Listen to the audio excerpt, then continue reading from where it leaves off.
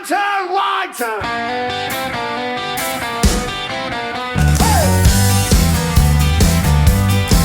I done the knowledge, mate.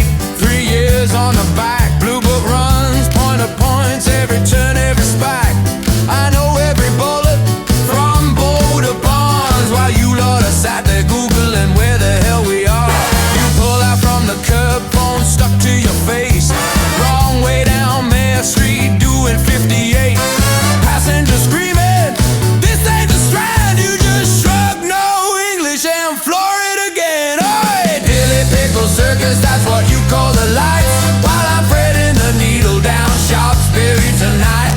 You're lost in the smoke, crashing into a tree. I got the knowledge burning inside of me.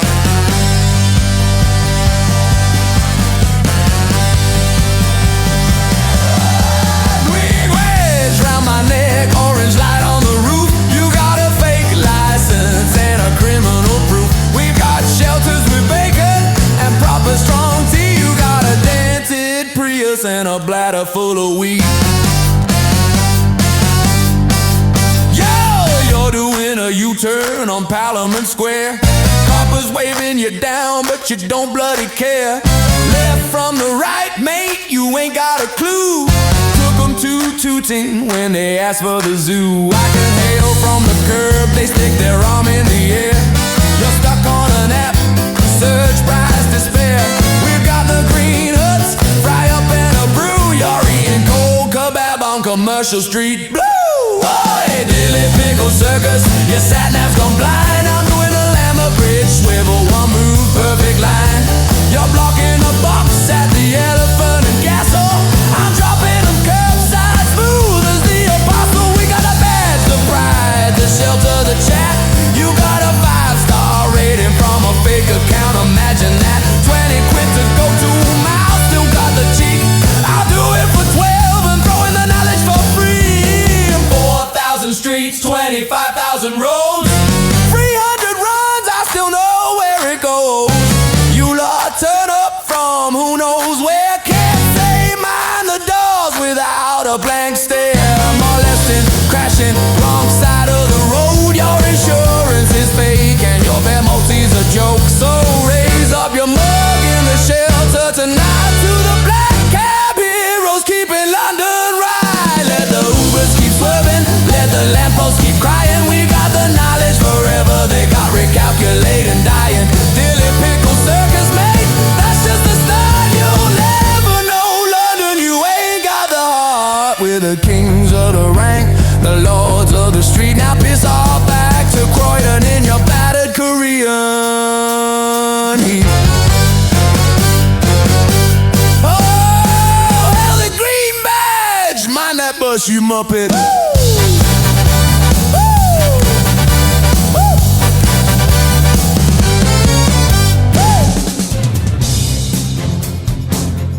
The Cab Chat Show. Oh, I fucking love these geezers. Well, good. Welcome to Cab Chat. That was another one of Steph's songs that he's made. And one of the things it said in that was, we're lords of the road.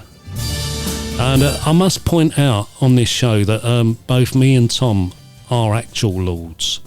Oh, yeah. I am Lord Jamie the Cabbie, and he's Lord Tom the taxi driver. So we would appreciate if in the future you actually refer to us as Lord Cabbie and Lord Taxi. Would be good, wouldn't it? Yeah, I have a little plot of land in, I think it's in Kilnation, Scotland. It's there. I was going to go and visit it actually, but yeah, it's a small little plot of land. I've got a little what 3 words location to it. It's good. I've just got a certificate. Yeah, that's all I've got. I think there's different packages and you can. Yeah, I know. It's different things. It's only a bit of fun, isn't it? Yeah. Really, it's not a. You know, you haven't got the entitlement to go and sit in the House of Lords or anything like that. But yeah, I'm Lord Cabbie and that's Lord Taxi. So that's what we're going to be known as from now on, Lord Cabbie and Lord Taxi on this show. Oh, Yeah. So what are we going to be talking about in the show this week then, Tom? Today we're going to be talking about the SERU test, and don't ask me what SERU. The dreaded SERU test. Don't ask The me dreaded SERU test. what it stands for, because I don't know. It's safety, equality, regulatory, something, and something else. I mean, I'm that gonna should look have it been up. that should have been a question on the test, really. I'm going to look up what SERU actually stands for now. Now, You got me- I kind of have a bit of a reputation sometimes as being a little bit extracurricular, and in this case, I have been extracurricular because I'm probably the only cab driver who has voluntarily decided to take my SERU test early. My renewal is not up until might be 2027, I think. Yeah, so I'm getting it in there early. 2028. Yeah. Okay. So SERU actually stands for Safety, Equality and Regulatory Understanding. Ah, yes. If only I understood that. I mean, Yeah, you didn't understand. You failed the test already because you didn't understand what SERU stood for. So 2026. Sorry, yeah. I got confused. Then. 2026. Yeah. Oh, yours is next year then. Yeah, so I don't have Mine's to do not. it next year because it's one of those things, isn't it? When your renewal comes round, and if for some reason cab drivers don't know what we're talking about, this is of course the mandatory test that you have to take in order to renew your badge. It's only a one-off. Yes. You don't have to do it ever again. You just have to do it once. Until they change the rules again. Correct. Yeah. All new drivers will have to do this before you can get licensed. So once every cab driver who's actively licensed has done it, it's just going to be new applicants basically. And it's not a TFL thing. That's worth stating. I think a lot of cab drivers think, "Oh, TFL, they're putting this on us," and this isn't a TFL thing. It's a government It's the directive. DFT thing, isn't it? Yeah. It's a Department of Transport regulation. This isn't it? So in theory, this is any cab service across the UK will have to do this in some format, and obviously we have a format through TFL. But I thought it'd be a good episode to talk about because there's a lot of nuances to it. My experience, what to expect there on the day, how early do you have to get there, etc., etc. How difficult is it? You know, what do you need to do? Yeah. So, yeah, where do we start? What do we do? So I think how do you actually apply if you want to do it early rather than having to wait to until your license renewal comes up, because you know there's a lot of stress around renewal dates and getting your license renewed, and it's an added element to getting your license renewed. So if you want to get it out of the way early, like you have, how does a driver go about it? I think if you go on the SERU page, it's got an email. It's like assessments@TFL or something like that. Don't quote me on that email, but online there is a page that you can do it. And I emailed. It took a little while, and then they came back. Someone phoned me and then said, "Hey, I see you've wanted to do this. Can you pick a date?" And it was probably about a month or so away from when I came up with the idea to then actually getting it done. Because like you say, it can be a bit hectic when you come to relicense that you have to line everything up. You've got to line your DBS up, and it just so happens it's probably the same time I've got to get the MOT on the cab and get an overhaul, and my renewal was at Christmas, so obviously you don't want to go through that. Christmas as well. Well, mine was my now there lies the story. So I originally gained my badge on the 17th of May 1991. My renewal date, because I wasn't even born TFL, then, Jamie. Wasn't you really? What year was you born in then? I would have been inside of my So I've been driving a cab longer than you've been on this planet then. Yeah. Bloody hell. I've got to say something. We didn't say it in our other episode. The first episode that we've done. So I wanted to actually say it's kind of a commendment or a compliment to yourself. Actually, obviously, I know a lot of cab drivers. I speak with a lot of cab drivers out and about, and as any cab driver does when you interface with people. But you, Jamie, I think you have a real unique gift, and this is me honestly being quite sincere about this, and I'm being honest here, that there's a lot of cab drivers who've been out for decades and would like to tell you that they either did it better, they've been doing it for longer so they know best, all of the above. And I imagine it must be difficult because if you've been through a lot of things, then it only feels right to kind of share your experiences with people. But every time I've always interacted with you and you've always shared your wisdom and knowledge to me, it's always been from like, this is where we are right now. This is where everything stands. So I've never had from you an ear bashing of, oh, this is how it used to be. Oh, well, I was so much better back then. You're always very much, this is the present moment. What are we now going to do going forward? And I think it's a very admirable trait that I wish more cab drivers had. That's really nice of you to say that. And the thing is, it's there's no point in harping on the past, is there? Because the past, things change. And you know, you've got to adapt and move with the times. So, you know, it's no good saying, well, this is what it used to be like and this is what I want it to be like now, because it's never going to be like that again. Yeah. You've got to move with the times and adapt to what the present situation presents to you and adapt to it, really, and work around it. Yeah. So, but I wanted to get that in there because I thought, you know, well, it's obviously a testament of what you do with Cab Chat and, you know, all your entrepreneurial pursuits and all the cab stuff that you do, really. So, yeah, I imagine it's not an easy feat because, yeah. Anyway, where was we? I don't know. I can't remember now. You've sort of embarrassed me. I've gone red now. Look, my cheeks have gone red and also. And, yeah. So, yeah, we were talking about how you applied to go and get your SERU test, and you were saying, you know, you just went on TfL's website, found a link, asked to, and they phoned you and said, I'll pick a date. Yeah, so recently done it, picked my date. My slot was at 1:15. Now, on that letter, you have to bring the letter with you. I've got my letter here somewhere, but I'll just read it here. It's all held at Greenwich. That's where all the knowledge kind of examination stuff is now. So it's right next to the O2. It's in spitting distance. It's a street called Pier Walk. And you have to bring the letter, and you also have to bring some form of identification. You don't need to dress up like an appearance or anything like that. You can just come wearing your usual civvy clothes, whatever. But yeah, you must bring that letter, and you must bring some form of identification. It says passport, but I just gave my driving license. They're absolutely fine with that. But in terms of timing to get there, I'm doing this all in the wrong order, I know, and I'll go over some other bits. You have to, it's very close to the time. So it said my assessment time was 1:15. I got there about, you know, like 1:45, and I'm walking the area. I found some other cab drivers.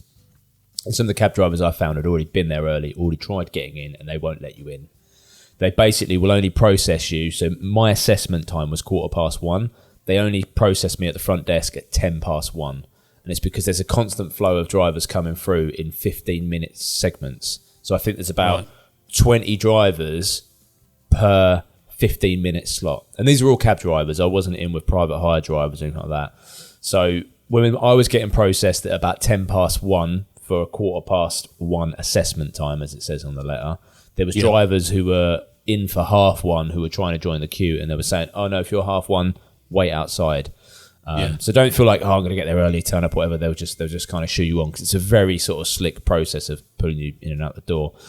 It does also say on the letter that they don't have parking facilities there.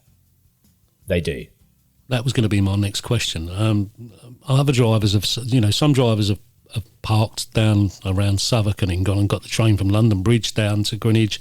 But some have said there's plenty of parking there. You can park loads. So in the O2 parking.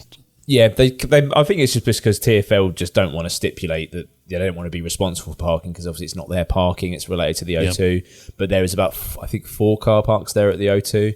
I was told car park 2, but the correct car park that is the closest to it, and it is in spitting distance, you could very much nearly fall out of your cab, and then you go past Sainsbury's and just do a right. It's this little alleyway, not alleyway, but like a gap in the buildings between Sainsbury's and Tesco's Express, and that's where it is. But car park 3 is where you need to go, and it's £7 for up to 2 hours.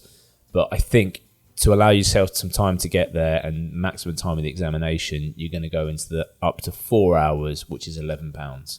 So call it £11 for your parking. Well, this is it, because if I came in on the train, then it's going to cost you that. Well, I can't go to work afterwards, you know. Yeah. So £11. There was plenty of parking. If for some reason car park 3 was full up, I parked in car park 2.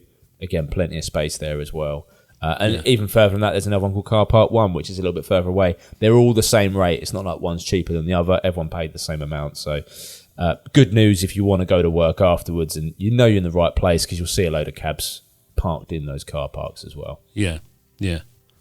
So the next step is you get processed and go into the building. Yeah, they give you like a little pass so they can process you in. Again, it's probably about a group of about 20 of you, 15, 20 of you that go up at once, and they bring in sort of waves of 20 people, which when you sit the exam is actually a little bit distracting because it's basically like a giant office with just loads of computers and terminals. There's probably about 50 computer terminals in there. Yeah. And they seat you in like sort of 10 or 15 at a time. And it's quite... Once you start the exam, you know, there's another wave of 15 drivers come through, you know, sort of like muttering and whispering. It says quiet examination in progress, but I found it quite distracting when you're trying to read on the screen and cab drivers are coming in flows, basically. Yeah. But yeah, to get to that point, they take you upstairs. So you get processed at the front desk. You get a little badge, little visitor card. Go upstairs. That's then where you pay your 36 quid. So you don't pay it in advance or anything online. You go up to they lead you to the front desk. You just pay on a credit card. They say, "Oh, are you Mr. Utley, whatever." Pay them the 36 quid. Then you have to take a photo with. I think it's like you get given a number that's assigned to your file, which is like your exam number, and then they take a photo with you and that exam number that prove that you was the person that turned up on the day to take that exam. To take the exam, yeah. Yeah, they go through. They tell you all about it. In terms of revision, they say, you know, refer to this SERU handbook. It's the Black Cab Driver Taxi Handbook online. I'm sure some of you have seen it. It's about 50 odd pages, but because it's a glossary and contacts in the back, it's only about 30 pages. I was trying to sort of revise it, test myself on it. I chucked it into like ChatGPT and said, "Oh, can you ask me questions about this?" Thinking that you'd have to do it all kind of from memory because it's all stuff that we do. Fear not, because when you go into the exam, they give you a copy of that booklet. So with the answers in.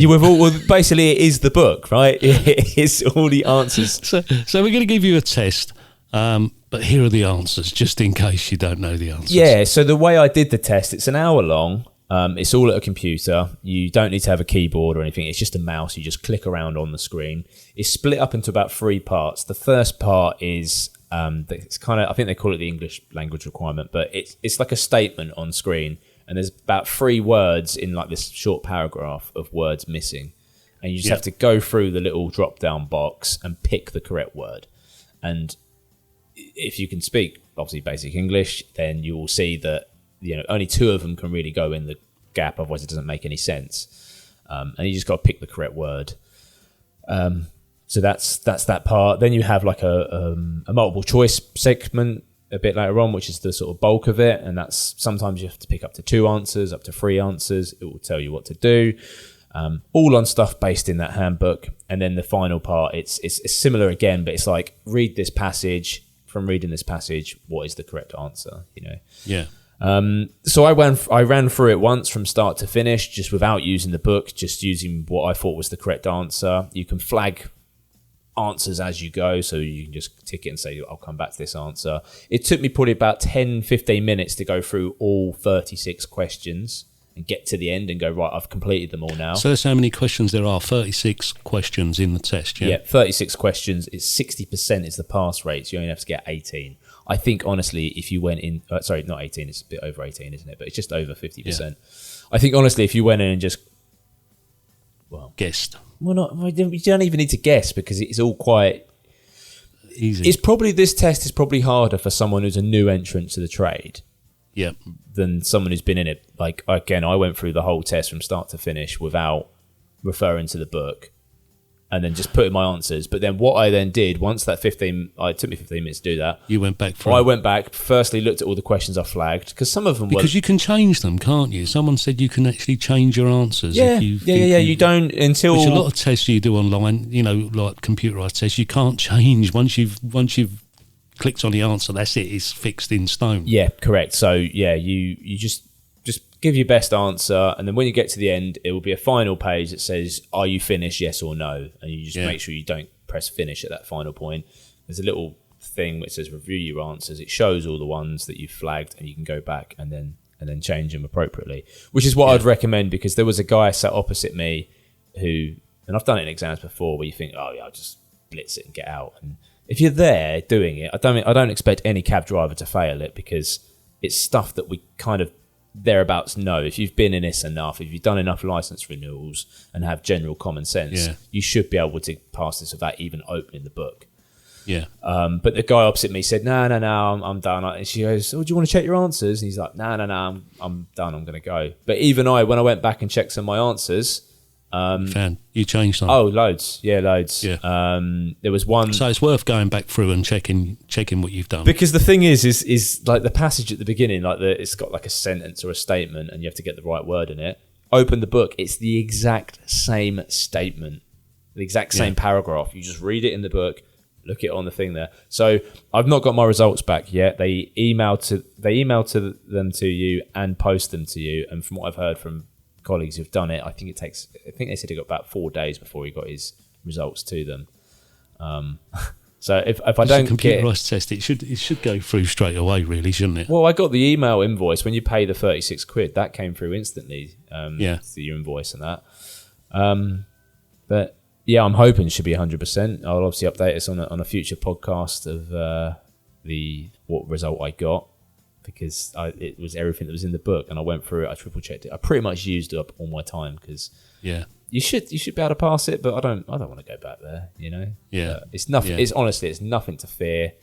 That was going to be my next question. I mean, a lot of drivers are really, really worried about this SERU test.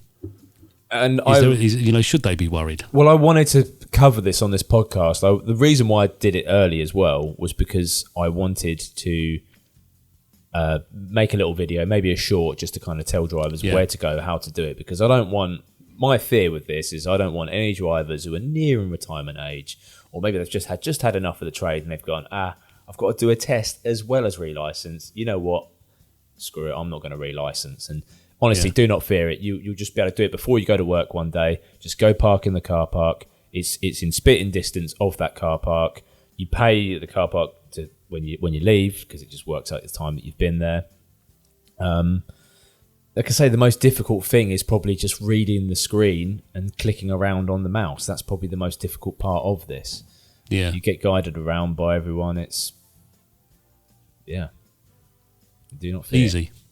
It's funny because another friend of ours, Lee McQueen, did the test a while ago, and when he was there, apparently he met someone that was sitting the test for the 16th time.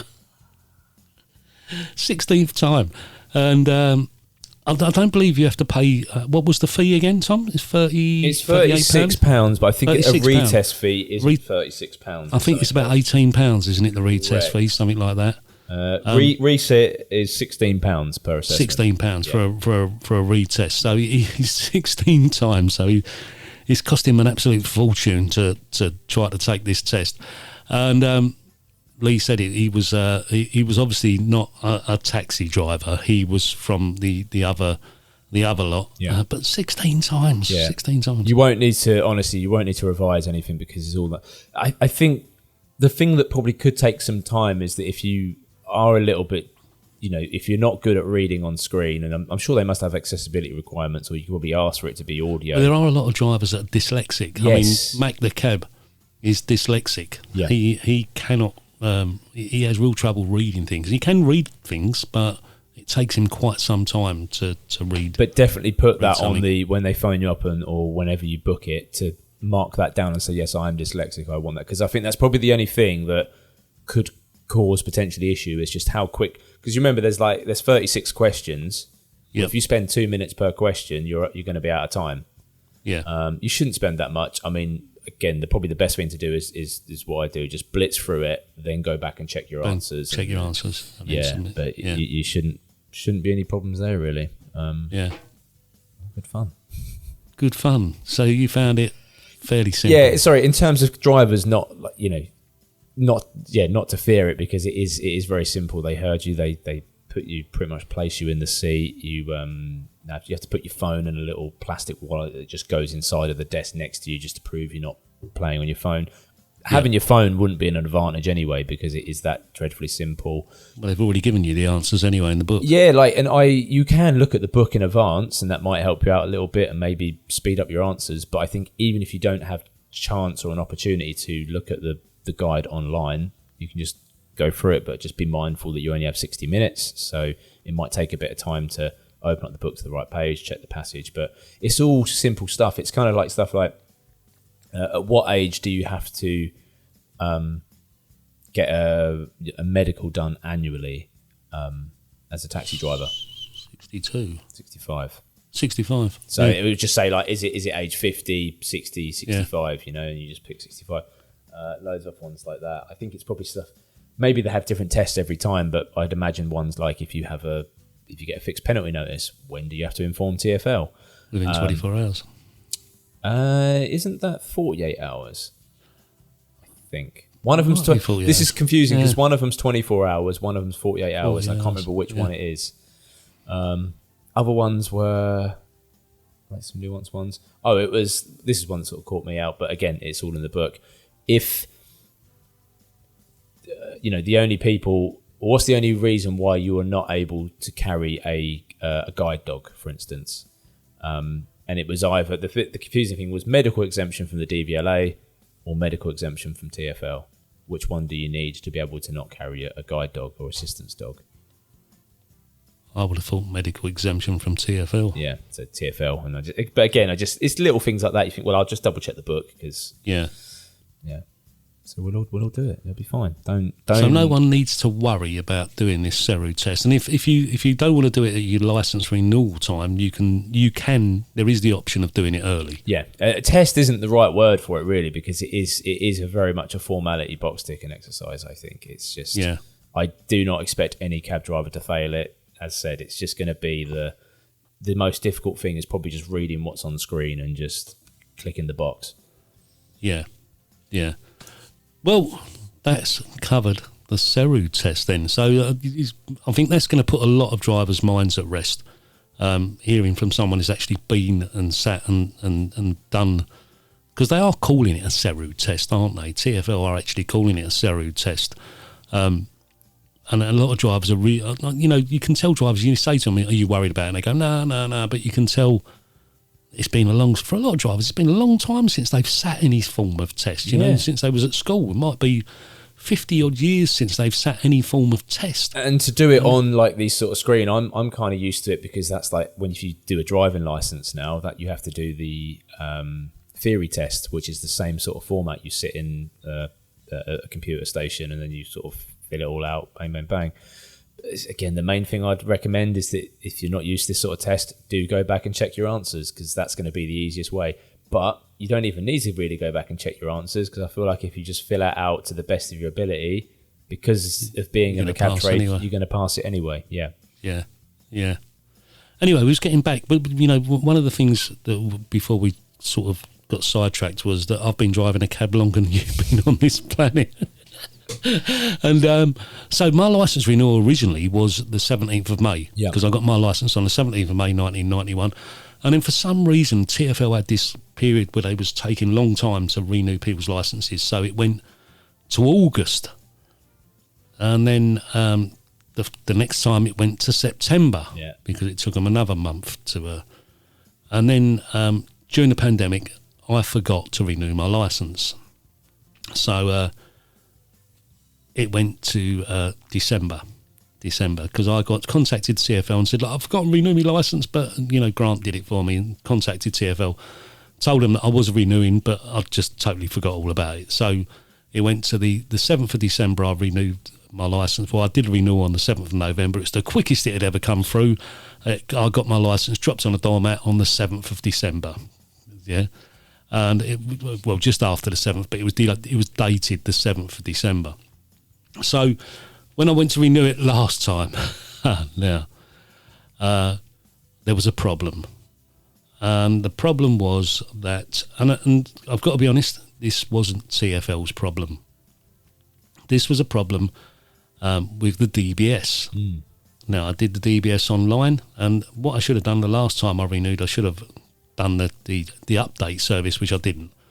And so I did it online, did the DBS thing online, and TfL phoned me a couple of times and said, have you had your DBS back yet? Because we've not had notification of it. If you've got the certificate, just photograph it or scan it, send it to us, and we can process your licence renewal on that basis. Yeah. And I said, no, I've not had it back yet. The problem is, no one tells you what you need to do. Yep. Yeah, to try to speed up the process. So in the end, I spoke to someone at TfL on the 8th of December. Now, this is the date my licence run out, right? They phoned me and said, we're sending you a Section 17 so you can carry on working, right? Right at the last minute, I'm thinking, I'm not going to be able to work all over Christmas now, yeah? So right at the very last minute, they decided to send me a Section 17 by email, and so I could carry on working. So I said, how can I speed up this process? He said, you need to find out where your DBS is. It'll be at your local police station. So, right. So I've looked up local police station. I didn't do it on the 7th of December. I did it after the Christmas. I thought, I'll let Christmas get out of the way, do it after Christmas. So I phoned them. Maidstone Police Station. And you can't phone Maidstone Police Station. No, you either have to go on their web chat or email them. Yep. You can phone them if you don't live inside the UK. If you live inside the UK, you can't phone Maidstone Police Station. So I went on their web chat and said, like, I believe you have my DBS there. And they said, probably. So I said, how do I contact whoever's dealing with the DBS? They said, we'll give you a phone number and an email address. You can either phone them or email them. Okay, thank you.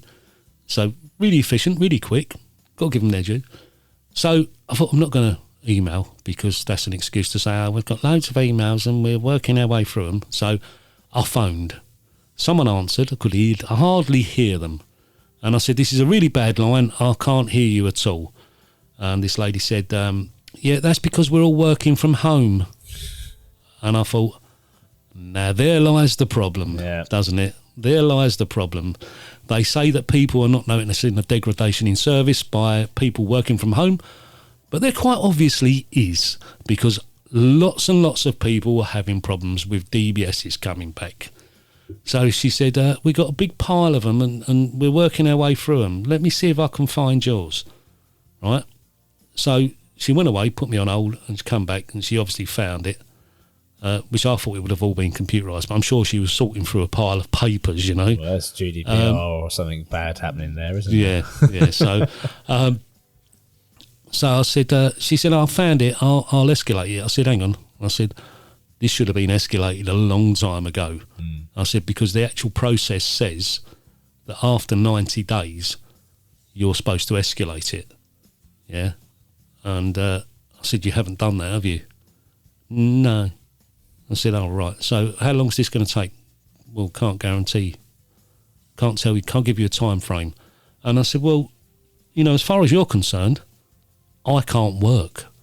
And I haven't been able to work since the 8th of December. I said, which is over a month now. I said, so as far as you're concerned, I'm out of work. I said, no, I haven't been working for a month. I said, now, if it takes you another month, that's 2 months.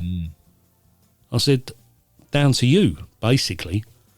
Well, you can contact the DBS directly and they can escalate it from their end. I said, I've tried that. Their phone number doesn't work. Their web chat doesn't work. And their email, they never reply to it. Yeah? I actually made a complaint to DBS and you email them and guess how they reply to you? They send you a letter. Yeah. So after, you know, I said to this lady, I said, I'm not having a go at you. I said, because it is what it is. But, you know, I said, I need this sorted. It's funny how literally 5 days later, my DBS certificate dropped on the doormat. Yeah. And then TfL sent me my licence through. The date that's on my licence now is the 8th of February. Yeah.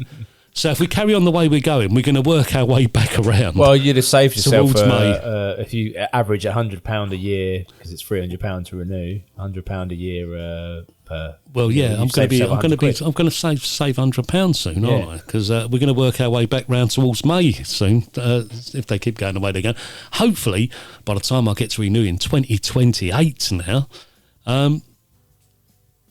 they'd have sorted out their problems, because obviously they sent an email out recently saying that they're finally getting on top of the cyber attack they had. It is annoying because it's like in some ways we're so backwards now because of, you'd think we'd be more forward because of technology in future. Yeah.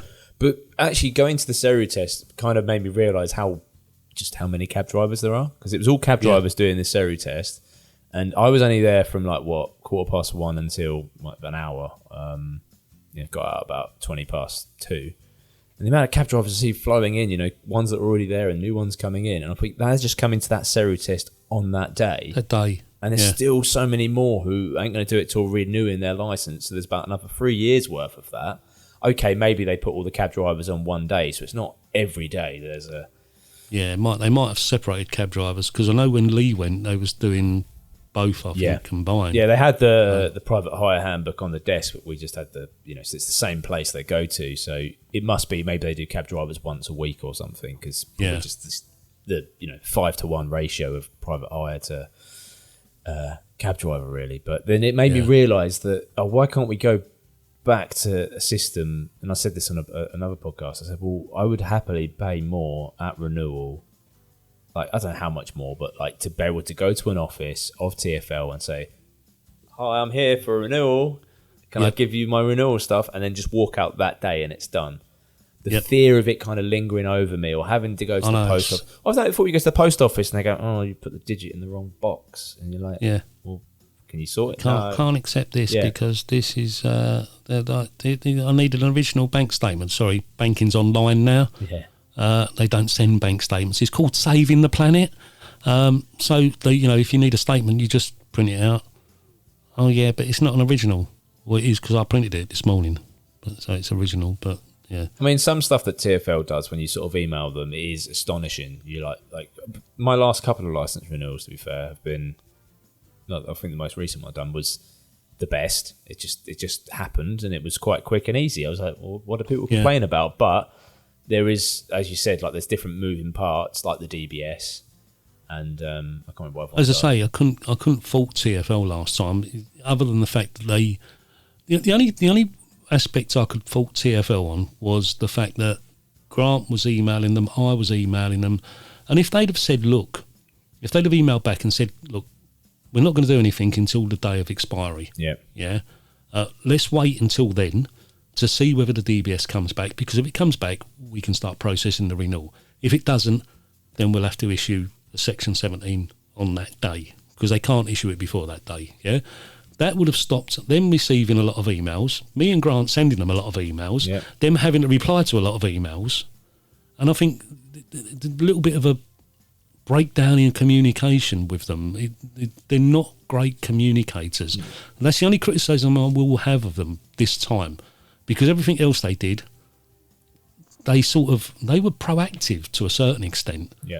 With contacting me and saying, have you had your DBS back yet? And saying, if you have, send it over to us and we'll process, because we haven't had notification. It may be just us that haven't had the notification. So they were being quite proactive, and I can't fault them in that.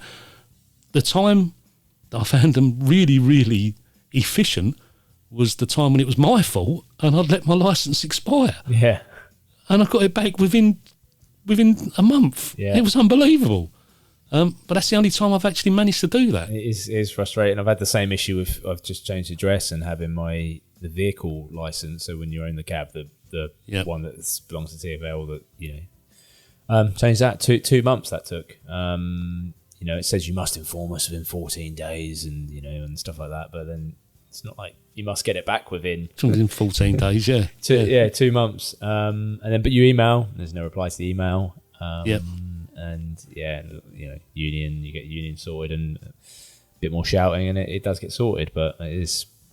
It's like when they say, "Oh, we respond to emails within 10 working days." That's so long. 10 working days. Really? If they send you an email and you don't respond, as we said, they send you another one in a couple of days. 48 hours if you've been involved in a traffic thing, you have to inform TfL. How are they going to read the email, or however I inform them of if I've been in a traffic incident or whatever? It's different times, and that's what I saw in that SERU test. It's like it's 7 days to update your personal bill, but 14 days to update your taxi vehicle license. Why the difference? Why is one 7 days? Was there any difference? Days? Yeah, that was kind of it. There was all lots of different inconsistencies in times. 24 hours for lost property, but 48 hours for if you've been involved with the police or whatever. But where have you got to take lost property these days? West Ham. We can't hand it in at a police station. They don't. I think there was a time that went past where I think people were taking it to police stations and the police would say, we don't take it anymore. And then I don't think TfL advertised the fact of it anymore. And then I think, again, the unions got involved and worked it out. And you can take it to a police station, and the police station should. It's not like them doing you a favour. It's like a thing that they do. And I can't remember, there was something that they said you need to reference and say, well, I need this, and it has to be under this certain reference that you then can do it on my behalf. But, well, I guess you'd probably get a record of taking it to a police station, and that's your 24 hours. That's your proof of 24 hours. But it's absolutely wild. Like, I had it. But you've got to find a police station that's actually open. Correct. But also, I had one, someone left a phone in my cab. I wasn't in town the next day. I had stuff booked the next day. I couldn't come to work to come drop it off. Well, late at night, the phone's been left. I can't get it to the lost property in West Ham late at night. Because they're not open. I can't get it in the next day because I'm not there. Then licensing action might come against you. What about if he was going on holiday for 2 weeks? Exactly that. Day? And I've got a pal as well that he's forever fearful to ever go on holiday for any period of time because he's worried if he goes away, he'll get like a letter from TfL or something like day one of his holiday, and there's no one there to check the post, and then it will go against him, and it all comes crumbling down or whatever. You constantly have to be where there is a lot of It's become so stressful, hasn't it? Like what happened to the point where, if you contacted someone like Transport for London and they would say, what can we do to help you? To the point of, well, that could affect your eligibility to be a licensed taxi driver. Yeah. I'm not just criticising TfL on this, because this is the whole world over now, where people don't say, I'm really sorry about that. How can we help you? What can we do to sort of help you? And now it's like, you're not going to be able to do this anymore then. It's the whole of society's gone like that now. There's a couple of examples. So one, I don't know if you remember, when I went travelling a little while ago, the beginning of 2024, about 2.5 months in Southeast Asia. Well, there's actually in TfL policy now is that if you spend more than 3 months out of the country, you have to get proof from the embassies of every country you visited in that 3-month period. Now, I went to Thailand, Vietnam, Cambodia, Laos, Malaysia. Now, luckily, my trip was under 3 months, and I only kind of worked out afterwards. I was like, oh, geez. So, in theory, I have to go to, if it was more than 5 months, bearing in mind I was only in Laos for like a week, maybe something like that, I have to go to all those different embassies and ask for, I think it's like a character reference form or certificate of good conduct or something, and say, hey, can I have this certificate? Like, how on earth is that even going to be possible? It's mad, though, because if you read TfL's policies on private hire drivers, if you're an asylum seeker, they don't check your criminal records. Oh, really? Yeah, you can apply as an asylum seeker for a private hire driver's license, but then I thought it was illegal to work as while you're being processed as an asylum seeker. No idea. But strange. Anyway, what else are we going to talk about today? as this is the second show of 2027. Should we refer to the... 26, sorry. We're in 2026, aren't we? You know what we need? Jumping ahead a year. We need a little tombola that just dishes out topics. We just chuck a load of topics in there. We spin up the wheel and we just take a topic out. And you know what we need? We don't need a manual one. We need a digital tombola that we can spin the wheel. Eh? Let's go a little bit wild and rogue. Shall we see? Have you got your list of items there? I have. What's the wider, something a bit different from the mundanities of kind of TFL and... All right, what about the new parody songs that we've got that we've been playing on the show? Yeah? And how they've been made. Now, I explained a little bit in last week's show about Steph and for the inspiration for restarting Cab Chat, really, because he contacted me and said that, you know, this parody song that I'd written before the pandemic that Joe was going to sing and we never managed to get around to making it, he'd put it into AI and he'd managed to produce it, this whole song in AI. So he told me that the program that he was using to produce the song, and I had a look at it, and it's called Suno. And you can basically put your own lyrics into Suno, and it will make a whole song for you. Or you can just put a bit of a title in, and it will basically just come up with ideas. It sort of goes off and searches for the topic and comes back to you with what it assumes you want it to sing about. Yeah. So you can just say, write me a song about the Cab Chat show, and it'll do it. And it puts all the words in, the whole lot, and in a couple of them, it even came up with names of people that have been on the show. So wild, the data that it can reference and pull in. It's unbelievable, isn't it? It must go and search for the Cab Chat show on Google and then, like, come up with the website and search things and come up with ideas, which is quite unbelievable. And the few of the songs we've played on the show have been ones that Steph has actually made. Now, one of the things about Suno, you can have a free account on Suno, but if you use a free account, it's for personal use only. You cannot use it online at all. You can't use any of the songs produced online. You have to sign up for either I think it's their pro or their premium account, to be able to use it commercially. That's in podcasts, on YouTube or anything like that. So that's one good thing about using these songs that have been made on Suno, is that we can actually use them on YouTube. Yeah. Which you get copyright strikes for using a lot of stuff on YouTube. We can actually use these on YouTube, so which is really good.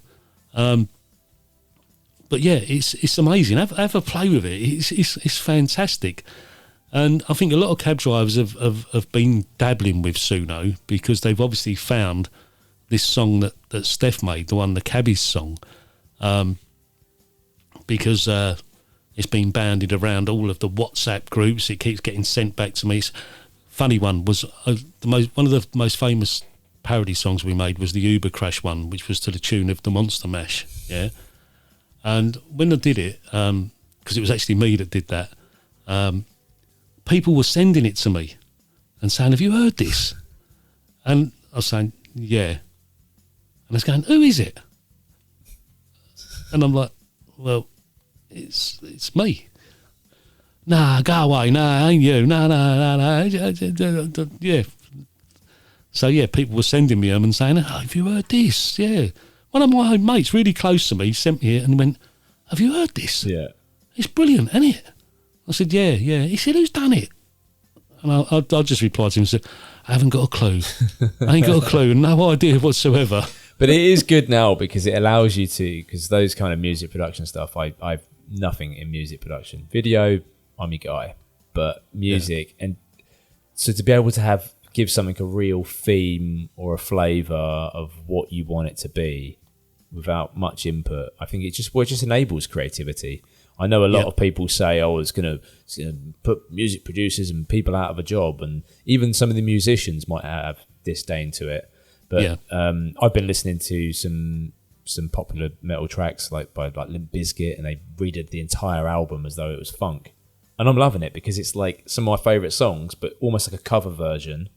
Yep. In a completely different style, and there's like lyrics I'm listening to. I'm like, oh, that's what he was saying all this time.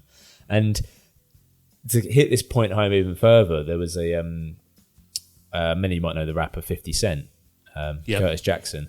An interviewer sat down with him and said, because one of his albums got remixed into like a soul version. It was a real like slow kind of soul jam. And the interviewer said, well, what do you think then of your songs being covered? And he goes, I love it. It's like he goes, those tracks are probably reaching an audience I couldn't reach. You know, people couldn't hear my music because they weren't into it, but now they're listening to it. He said, I can't fight a fight with AI. So he's like, I'm not going to try and fight it. So I'd rather have battles with things I know I can win. Yeah. I think it's at this moment in time, I mean, it's frightening as to how clever it's getting. But at this moment in time, it's fun. Yeah. It's fun having a play with it and seeing what it comes out with. You know, you can use things like 11 Labs and things like that to produce voiceovers. Yeah, but I've used it when I've needed to get like a section of voiceover. I've not been able to record it, so I sequence my voice and it will make a voiceover or like a radio announcement jingle. You know? And people say, well, they go, and now from CabChat. Coming and CabChat. Coming to I fucking love these geezers. I fucking love these geezers. But yeah, people say... Big shout out to Mark Collins for that, because it was him that did that. That's great. Mark Collins of Collins and Mason's fame. Mark's on Solar Radio if you want to have a listen to Mark. He did a lot of our jingles like that. I fucking love these geezers. My rebuttal to people that think all this AI is like taking people's jobs and stuff, because obviously it happens with our industry, it happens with any industry, right? Is that it allows people to be more creative. So yes, the producers who are naturally creative, who have access to the software, it might hit them a little bit. But then if it means the average person like me that has zero creative, in the music realm, I can't do anything, and now it allows me to do that, well, then that means someone else can make it, that then allows more inspiration, more people to listen to it. Yeah, I'm sort of having great fun with it. I've done some sort of stuff for my YouTube channel that I haven't used yet, like like outros, Jamie the Cabbie outros and things like that I haven't used yet. But then I've got to get a bit quicker at editing videos at the moment, because my consistency of putting YouTube videos out is a bit lapse, shall we say, to say the least. Really difficult, man. It is so difficult. Alongside, I don't know how you have time. Do you know what? Editing audio, I find really easy.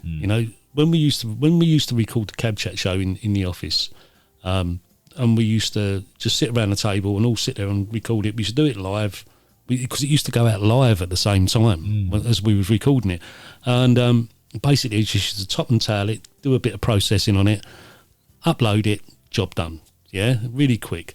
And even doing this the way we're doing this is going to be really quick. Yeah, and they say that editing audio should take you 3 minutes per minute of audio, which, to be honest, I could edit a 2-hour show in 20 minutes. Yeah. But editing video, they say, takes a minimum of 10 minutes for every minute of video. I think it does depend on what you're kind of editing and what you're doing. Yeah. But I'm very much the opposite. I think I'd rather edit video rather than like photos. Like I can't edit photos. I have no idea how to use Photoshop, but I'll happily do like a full film. I can color grade it. I can remove people from films or like mask people out and keyframe it all. But you ask me to do basic brightness enhancements on a photo. No chance. Oh, that's easy. Yeah, I can't. Really easy. It's terrible. But we don't need to now. Really we don't need to. We've got Google Gemini. We've got Google Gemini, which I did some thumbnails on Google Gemini for something, and they come out really well. Then I started doing a couple more, and it just spewed out rubbish, absolute rubbish. Gemini's not bad for iterations. If you use ChatGPT, then it's not as good at iterating. Like putting slight changes in. I've done it with redecorating my place. I wanted to see what a certain colour would look on the wall if I moved the sofa around, and sofa here, I want my map here, computer here. What's it look like? And it's great. So you've decorated now, have you? Decorated, yeah. It's a bit of a strong light. I've got Monument Grey is the colour behind me. Monument Grey. I was going to ask you what colour that was, because I think I'm going to, because of all the stuff behind me in here, when we're recording this in the future, I think I'm going to put a backdrop up. Yeah, I've got some acoustic panels that are due to go up, and then that'll be a bit more. I need some more of a nice blade, a circular saw or something to cut them. I've got one you can borrow. Oh, thanks, mate. Not a problem. So we was going to originally, earlier on this year, I said that we was changing the media host for Cab Chat over to Captivate, which I did, and then I made a monumental mistake the other night while I was setting things up ready for restarting Cab Chat. I wanted to download our stats from Spreaker, which is where it was hosted previously, because they don't let you download the stats unless you're actually subscribed and paying for it. So I thought, I'll just go on and pay for a month. So that's what I was doing. And apparently they don't accept a month anymore. So I paid for the whole year until December. So we will be going over to Captivate in December 2026. Right around the time of my renewal, yay! Yes, right around the time of your renewal. So when December 2026 comes around, I'm going to download all the stats, because there's nearly 500,000 stats there. Yeah. So I wanted to keep them, and you can download them and upload them to Captivate. But obviously, all of the stuff still on Spreaker. It's going to be a big thing to change it all over. So what I'll probably start doing is around about September next year is changing it all over, because it means changing all the links on the website as well, so that all the links point to Captivate rather than to Spreaker, which is going to be a massive change. But it's quite easy to download all the episodes onto Spreaker, because you just give it the link to your previous host and it just does it all automatically. They just do it. It's just a matter of going into the website, changing the links, which shouldn't take too long. So, yeah, my monumental mistake for this year. One of the things I did, and I did a sort of ADHD test on the other day, and it was like, yeah, you've got ADHD traits. Making sort of impulsive making simple mistakes on things that should be simple. Yeah, that's what I did. I'm the kind of guy that if it's like, if you're unloading like the car, shopping bags, load them all up. Yep. And then you end up taking more time because you have to, you can't open the door, and then you've got to put a bag down to get your key out, and then you'd have just been better off doing 2 trips. Yep. But I'm like that with everything, I'll juggle all of this dirty whatever to the sink, and then, you end up dropping it, and then coffee goes everywhere. Then you have to then do more time to clean it up. Yep. You're better off just doing it systematically. So that was my monumental mistake for 2025 when I was doing that. I just looked and I thought, when you look at it pings up on your phone, you have just been charged £189. Oh, it's painful. No, I just wanted to pay 20 quid for the month. Oh, I just shout and complain, and usually that gets sorted. A lot of times I might try that, actually. I always do. I just go on the support chat and just say, hey, really love your product, but I only wanted this. I love it. I just need to just use this, and maybe I'll do the whole year. And they're like, thanks. I had it with, I think it's Captions app. I was making some shorts on YouTube.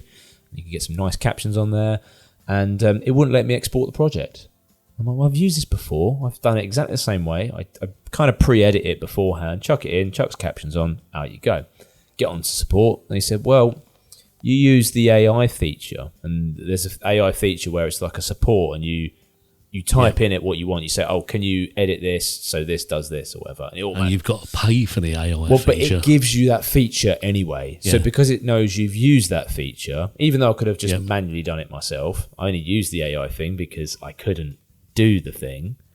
And they said, "Oh yeah, so you got to pay for the premium." I said, "Well, I've paid for it now because I needed to get the project out." I said, "But a little bit of feedback: don't let people use premium features if you then have to charge to then get the project out." And he said, "Oh, thanks for the feedback." And before you know it, I had a refund for the full year come back to me. So yeah, see, Suno do something very similar.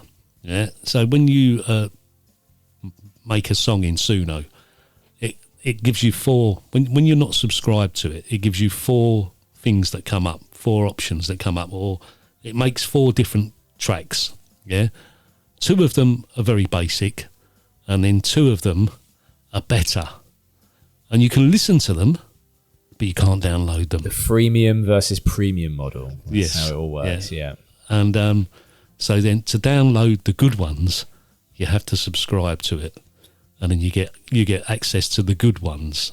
Oh. Otherwise, you have to make do with the crappy ones. But some of the crappy ones are quite good, actually. Yeah, you could do that with, I mean, a lot of things now, because at the end of the day, some of these things are expensive to do, whether it's podcasts and things like that, when people paywall the content so you can have the first hour of the podcast free, and then you've got to subscribe if you want to get the juicy bits later. But Yeah.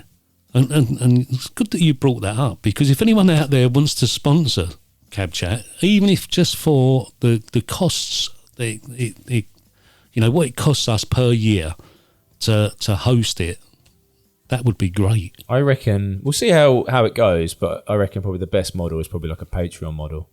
Yeah. Listeners of just Buy me a different coffee. tiers. Well, because at least Patreon you can add perks to it, so you have a list of people. Yeah. We can mention them, who they might be. Yep. But obviously we need to get our heads down and get the headphones on and the microphones out and get content, provide value before we can do that. Exactly. Prove that we're here and we're going to prove that we're here and that we're going to turn up. Yeah. Not like over the last few years where we've been a bit sporadic. But as I say, this has been a planned return, not an impulsive return. We're intending that we're in this for the long game. Yeah, hopefully not the short term. Fortnightly until we can probably get the cadence a bit more. So Yeah. we're 2 down. That's 24 to go. 24 to go. Yeah, and now we've got the setup figured out as to how we're going to do things. I think it's going to make life a lot easier. I mean, originally, just to get it started was a bit of a technical hurdle to jump, really, wasn't it? Yeah, you have to have the lift-off velocity, and once you're out into orbit, you can. Yeah. No fuel required. Exactly. And as I say, we're going to be putting these videos out on YouTube as well, so we'll see whether you like them. Yeah, subscribe then. And if people want to contribute, Jamie gives real good cab chat topics and ideas. Yep. Where can they go? They can go to cabchatshow.uk, or they can just send us a message on Twitter, can't they? Or if you see us X, as it's about, called or now. just shout See us loud about enough. or whatever. And I'm going to give Tom access to the Twitter account, the email account, and everything else like that, so he can he can reply to you if he wants I to don't as want well. any more responsibility on anything. Please don't. No. I'll tell you what I might do though. If he doesn't want responsibility, I can forward emails. That's more. If you can give me a summary at the end of the week, that'd be perfect. Summary at the end of the week, yeah. Okay, we'll do that. So until next week, or until 2 weeks' time, that's all from us again this week. We hope you've enjoyed the show. And as you say, as Tom said, if you've got ideas for topics or things you want us to cover in the show, then please don't hesitate in getting in touch with us. Just go to cabchatshow.uk or find us on any of the social media accounts. If you can't remember our social media accounts, they're all linked on the website, which is cabchatshow.uk. Or leave us a message on YouTube as well. Wherever. Leave a comment on YouTube. And if you can't find our YouTube channel because we haven't got a... Oh, yes, we have. But you can just find it at cabchat.uk. Sweet. Simple and easy. So, see you in a couple of weeks. Take care. Bye-bye.